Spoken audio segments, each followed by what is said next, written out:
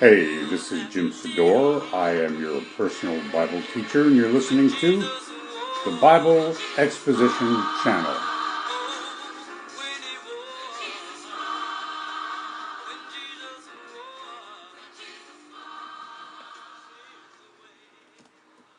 Hey, welcome back to all my friends and listeners out there. This is Jim, and we are about to start a new study in the book of Thessolonians. I want you to open up to chapter 5. So today is Monday. The weekend has gone by, and we had a tremendous response to the teaching I did about the odds of probability. Boy, people really like that stuff. Now, a lot of people messaged me that they don't understand it, and I don't feel bad. I don't understand it either. I just like to read about it. I think it's so interesting.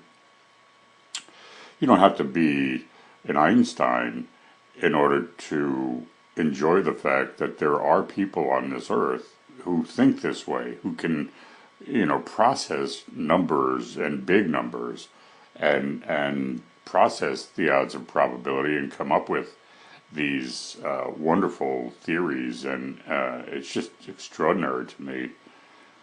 The fact that this guy proves, I think the final came out as 1 in 10 with 158 million zeros behind it, that Jesus Christ is exactly who he said he was.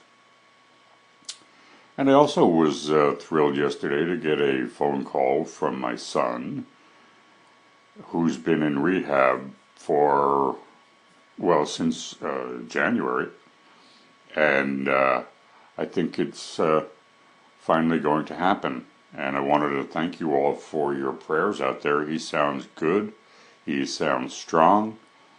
And he is on fire for the Lord Jesus Christ. He finally took my advice, and he's been in and out of rehab centers for years. And nothing ever clicked until he went into a Christian rehab center. And not only is he recovering and likely to stay that way, he's thinking about going to seminary and becoming a preacher or a chaplain.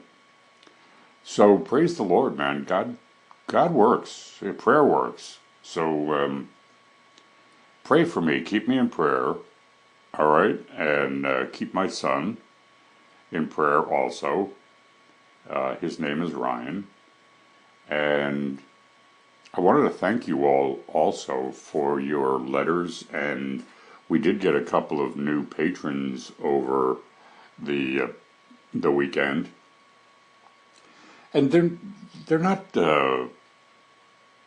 contributing a tremendous amount every month. I think one guy pledged $2 and the other guy pledged $5. That's what they're going to send or have put into my bank account on a monthly basis, and that's not going to break anybody, right? Yesterday we went to church, and we gave our local church $40, and we do that just about every week. Sometimes, if I have a good week in my business, I'll give $100. And I don't ask for a lot. There's a button on the Bible Exposition channel website that simply says become a patron, and you punch on that button if you like, and you pledge whatever it is that you think you can afford. Anyway, let's get back to the book. We are going to be studying something that's a little confusing to a lot of Christians. They don't really get it. And it's the comparison of the day of Christ versus the day of the Lord. What's the difference? So if you're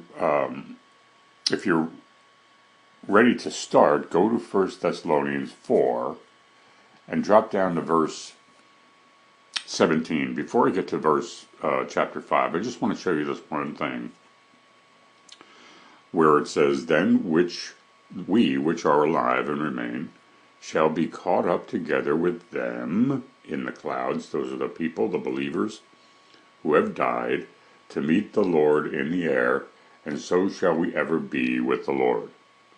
Now, verse 18. "Wherefore, comfort one another with these words." So there's a comforting factor for those who've lost loved ones. We will see them again. I was thinking of my mom yesterday. You know, it's been almost 20 years since she passed away, and she was the funniest woman I ever knew. Not only was she funny, but she was quite beautiful. And I'm going to see her again, because she was a believer in Jesus Christ. We'll know them, they'll know us. So these verses from verse 13 through 18 in chapter 4 are that precious moment that as believers we're looking for. Now chapter 5 verse 1. "But of the times and the seasons, brethren, you have no need that I write unto you, because we won't be here." And I think what Paul is referring to is that the Lord himself had given a number of indications, as well as Old Testament prophecies, about the approaching time. So he writes in verse 2, "For yourselves know perfectly," that means completely, "that the day of the Lord so cometh," how? "As a thief in the night." There's no clue when he's going to come. It's just going to happen. So the first thing that we have to qualify is the difference between the day of Jesus Christ and the day of the Lord. Now, the way Paul does it, the day of Christ is that day that Paul speaks about throughout his letters, his epistles, which we just referred to in the rapture in chapter 4. But the day of the Lord is something that begins way back in the Old Testament and then goes all through until we get to the book of Revelation. Now, I want to explain to you that the rapture, as we've been looking at, is the day of Christ. The tribulation and the second coming are associated with the day of the Lord, the day of Jehovah. So you look at the day of the Lord first by going all the way back to the book of Isaiah, chapter 2 and verse 12. And you're going to see that the day of the Lord is the time of judgment. And it's going to begin with the opening of the tribulation and carry right up to and include the second coming, which I qualified the last time I taught you as something totally different from the rapture. The church gets this all mixed up. The rapture is not associated with famine and pestilence and earthquakes. We're not going to be in there. The rapture can happen right now. It could happen today, tomorrow. That is the day of Christ. That's the rapture. The day of the Lord, on the other hand, is associated with the tremendous wrath of God. And I want you to be looking at this as I go on. Isaiah 2, verses 12 through 17. "For the day of the Lord," now that word Lord is fully capitalized, which means Jehovah. "So the day of Jehovah shall be upon every one that is proud and lofty, upon every one that is lifted up, and he shall be brought low, and upon all the cedars of Lebanon that are high and lifted up, and upon all the oaks of Bashan, and upon all the high mountains, and upon all the hills that are lifted up, and upon every high tower, and every fenced wall, and upon all the ships of Tarshish, and upon all the pleasant pictures, and all the loftiness of man shall be bowed down, and the haughtiness of men shall be made low, and the Lord alone shall be exalted in that day." Now those things are going to happen during the day of the Lord. Now stay in Isaiah. Go to chapter 13. And we'll start at verse 9. We'll go right through verse 11. And you got to be aware of this, people, because it just is so plain. It says, "Behold, the day of the Lord cometh, cruel, both with wrath and fierce anger, to lay the land desolate. He shall destroy the sinners thereof out of it. For the stars of heaven and the constellations thereof shall not give their light. The sun shall be darkened in his going forth, and the moon shall not cause her light to shine. And I will punish the world for their evil." Now, that's not referring to just Israel. That's everybody. Remember, as you read all these verses that are attendant with the wrath of God, the day of Jehovah, the entire world is going to come under this. But Israel will suffer by far the greatest. Watch what happens when you turn to Jeremiah 30.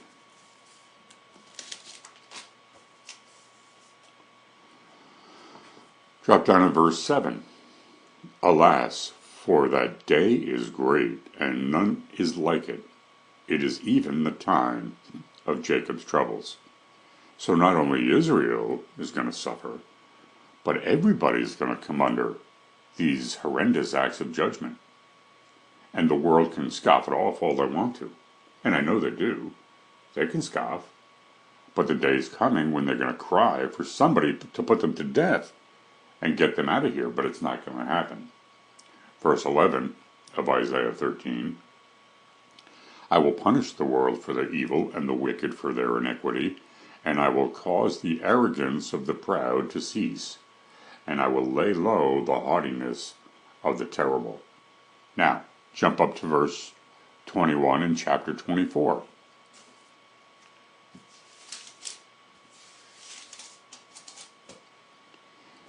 "And it shall come to pass," and you better believe it, the world is never going to even want to consider what's going to happen. They think it'll just keep coming on, but it won't. Listen, "And it shall come to pass in that day that the Lord," that's Jehovah, capital Lord, "shall punish the host of the high ones that are on high, and the kings of the earth upon the earth." So even the high and mighty, the Putins of the world, the Kim Jong-uns of the world, are not going to be able to escape it. Now verse 26 in verse 20 in Isaiah 26, and these words are just frightening. But it's God's judgment that's coming upon the earth. And you got to ask the question, why is one generation going to suffer so inexorably for the wickedness of mankind? I think it has to do with the numbers. There are more people on the planet right now than have lived anywhere near since way back to Noah's flood. So God is dealing, for the most part, with the vast majority of the human race, because that's who's living here today. You know how many people are on the earth today? I think there's somewhere in the neighborhood of 8 billion people. So, and it keeps doubling every 20 years or so. So, look what he says concerning the end time mass of humanity in verse 20. "Come, my people, enter thou into thy chambers, and shut thy doors about thee. Hide thyself as if it were for a little moment, until the indignation," that's God's indignation, "be overpast." So there's going to be a remnant of Israel that's going to be protected, and this is who this is speaking to right here. Isaiah is writing it, but this is God saying it.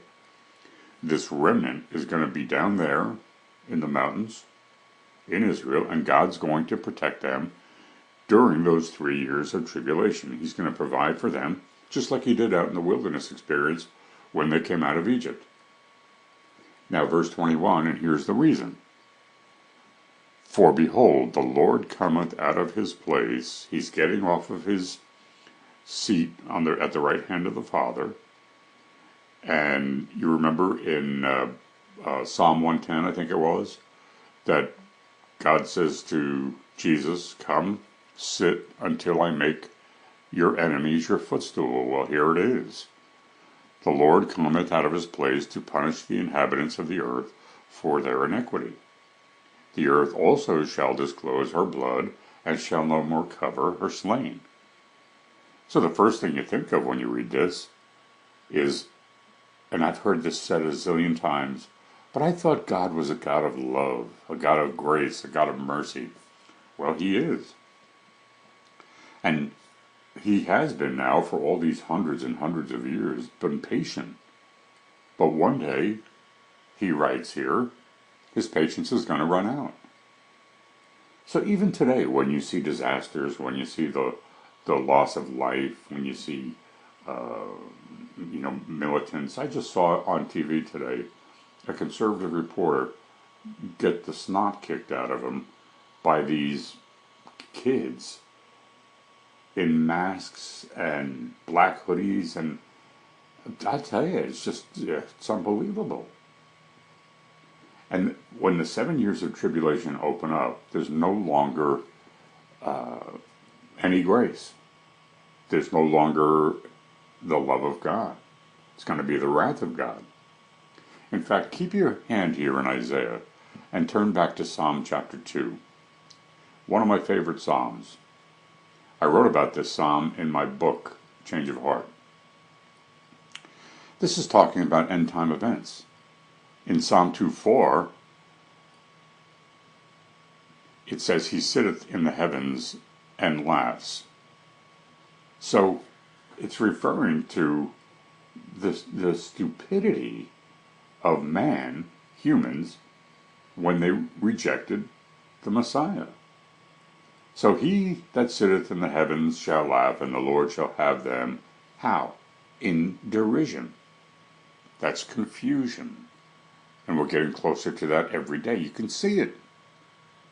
All the weird stuff that's going on in this world. Man, I was in Walmart yesterday and I saw a man, probably 6'2", with bleached blonde hair, wearing women's clothing, with his nails painted, in high heels, and his voice was almost as deep as mine. He was there with his mother. I'm telling you, man, things are going crazy in the world. So, after his rejection and after his resurrection from the dead, it goes on in verse 5, then he, God, speak unto them, the nations of the world, in his wrath, and vex them in his sore displeasure. Can you imagine the God of the universe having sore displeasure? Man, I wouldn't want to get in his way, but it's coming. And you always use, or I always use, the Old Testament outline, and after the wrath and vexation, then in verse 6, you've got the promise of the kingdom. So in verse 4 and 5, you've got, his laughter and his vexing at the sore displeasure, and then in verse 6, yet have I set my king upon my holy hill of Zion. Wow, cool. So Christ is going to return, and all of us who are believers are going to return with him.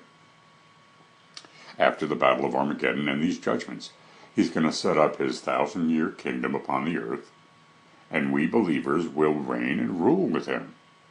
Now jump back to Isaiah. Please, don't forget that these things were written primarily to Jewish people. Psalms, Isaiah, Daniel, it's all written by Jews, it's all written to Jews, and it's all written for Jews. Now, as Paul says, the stuff, Old Testament, Matthew, Mark, Luke, and John, for believers in Jesus Christ in the age of grace, all of that is for our learning. It's for our study. Now that, these Old Testament prophets have a doctrinal effect upon us as far as salvation, but they teach us what's still to come. All of these wonderful prophecies, just look at Daniel and Isaiah. They're full of prophecy. And in Daniel, He didn't even know what he was writing. He asked the Lord, what does this mean? And the Lord says, shut the book. It's not for you to know. It's going to happen. Isaiah 34:8 says this, for it is the day of the Lord's vengeance. We're not talking about mercy or grace here. We're talking about wrath. And the year of recompenses for the controversy of Zion. And on it goes. And all these things that are repeated over and over are coming to the earth. Now, jump up to Isaiah 63, verse 2 and 3. Wherefore art thou red in thine apparel, and thy garments like him that treadeth in the wine vat? So this is the Lord's response. I have trodden the winepress alone, and of the people there was none with me, for I will tread them in mine anger. Now, that's not the God we know today. You know, the God we know today is forgiving and merciful and loving. And, you know, there's a day coming, however, when the day of the Lord will introduce all these judgments. Isaiah 63:3 goes on, and he will trample them in his fury, and their blood shall be sprinkled upon my garments, and I will stain all my raiment. Now, remember, Revelation speaks of a river of blood flowing out of the nation of Israel as deep as the bridle of a horse for a distance of 180 miles. Whoa, that's a lot of blood. Now, these are the prophecies that tie all this together. Verse 6, I will tread down the people in mine anger, and make them drunk in my fury, and I will bring down their strength to the earth. So, he's talking about the crushing of the armies in Armageddon at his second coming. Now go to Jeremiah 25, verse 30. It took me a good hour to put all these verses together last night, but it was very interesting to me. This is another of the major prophets that's writing primarily to the nation of Israel. But we also use it for our learning. Jeremiah 25:30. Therefore prophesy thou against them all these words, and say unto them, the Lord Jehovah shall roar from on high, and utter his voice from his holy habitation. He shall mightily roar upon his habitation, he shall give a shout, and they that tread the grapes against all the inhabitants of the earth. It's the exact same analogy of the treading of grapes in a wine vat. Jeremiah 25:31-33, a noise shall come even to the ends of the earth, for the Lord Jehovah hath a controversy with the nations. So that little phrase right there, with the nations, that's plural. That's not just Israel. And I keep telling you, Israel is going to be the vortex of it. That's where it's all going to happen. Israel is going to suffer far more than the rest of the world, but they're going to come under the wrath of Jehovah. He will plead with all flesh. He will give them that are wicked to the sword, saith the Lord. Thus saith the Lord of hosts, behold, even shall go forth from nation to nation, and a great whirlwind shall be raised up from the coasts of the earth. And the slain of the Lord Jehovah shall be at that day from one end of the earth even unto the other end of the earth. Whoa, that's a lot of people. They shall not be lamented, neither gathered nor buried, and they shall be dung upon the ground. Whoa, you want to be here for that? I don't. Now, if you go to the book of Revelation, it tells us that God's going to bring forth the birds of prey. The vultures are going to be feasting on the flesh of mankind for months. It's not a pretty picture, but it's something you better be aware of. Now go to Ezekiel chapter 30, verse 3. And man, you see the thread here? Are you starting to realize how all these various portions of Scripture are saying basically the same thing? And I've taught over the years, why does God repeat? All the time. Repeat, repeat, repeat. It's emphasis. He's driving these things home. You have to understand and realize that for the unbelieving world that's left behind after our disappearance, that this is their fate. This is what they're going to go through. So, for the day of the Lord is near. This is Ezekiel 30, verse 3. For the day is near, even the day of the Lord is near, a cloudy day. So this is going to be a day that has very little light.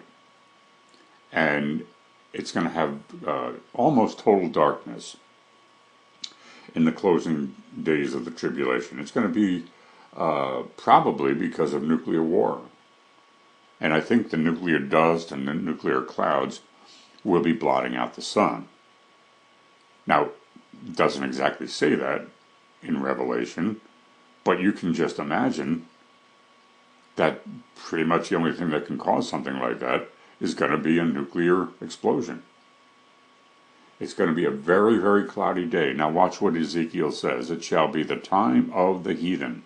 Speaking about Gentiles. So it's going to be the whole world, the Jew and the Gentile. Now go to Daniel. Wait, first let's go to Joel. Let's pick this one up. Joel 2, verse 1 and 2. Blow ye the trumpet in Zion, and sound an alarm in my holy mountain. Let all the inhabitants of the land tremble, for the day of the Lord cometh. For it is nigh at hand, a day of darkness and of gloominess, a day of clouds and thick darkness. Man, it's exactly what Ezekiel was saying. As the morning spread upon the mountains, a great people and a strong, there hath not ever been ever the like, neither shall be any more of it, even to the years of many generations. Now, that is God telling you what's going to happen. Yes, it's being written by Joel, but that is God speaking. Now go to Joel 2, verse 28 and 29. And it shall come to pass afterward that I will pour out my spirit upon all flesh. You've all heard this one before. Your sons and daughters shall prophesy. Your old men shall dream dreams. Your young men shall see visions. And also upon the servants and upon the handmaids in those days will I pour out my spirit. So, in verse 30, it's the cataclysmic events of the day of the Lord. That's still in the future. Verse 30 says this, and I will show wonders in the heavens and in the earth, blood and fire, and pillars of smoke. The sun shall be turned into darkness, and the moon into blood, before the great and terrible day of the Lord Jehovah come. See how plain that all is? Now, let's jump to Amos for a second, chapter 5. And now, these are all minor prophets. And what that means is, it doesn't mean that they're any less than the prophet Isaiah or the prophet Daniel. It just means that their books are very small. They're very short, as opposed to Isaiah, which is huge. So, if you go to Amos chapter 5, drop down to verse 18, and it says this, Woe unto you that desire the day of the Lord Jehovah. To what end is it for you? The day of the Lord is darkness and not light. Wow. So, it's pretty obvious, right? You got time to take a look at one more and watch what Prophet Obadiah says. Go to Obadiah, verse 1, and this is where we'll end it for today. For the day of the Lord, that's fully capitalized, so that's Jehovah, is near upon all the heathen. And thou hast done it, shall be done unto thee, thy reward shall return upon thine own head. For as ye have drunk upon my holy mountain, so shall all the heathen drink continually. Yea, they shall drink, and they shall swallow down, and they shall be as though they had not been. Wow. Boy, I don't want to be a part of that. Do you? Well, if you're not a believer in Jesus Christ, that's your future. Hey, this is Jim Sedore. I hope you enjoyed that teaching. I am your personal Bible teacher, and you've been listening to the Bible Exposition channel. I hope you have a great day. God bless.